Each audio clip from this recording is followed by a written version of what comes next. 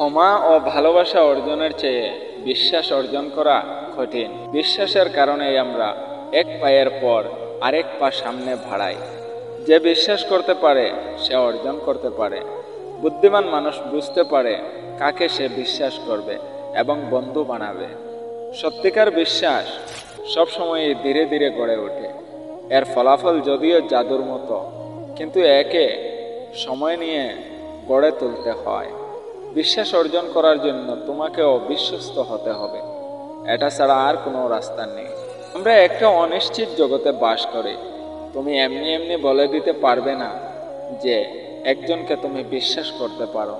তাকে এটা অর্জন করতে হবে। নিজের উপর বিশ্বাস রাখার মানেই একজন মানুষ আত্মবিশ্বাসী।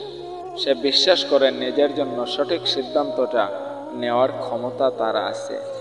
নিজেকে বিশ্বাস করো, ভয় হলেও নতুন কিছু চেষ্টা করার সময়ে পিছিয়ে যেও না।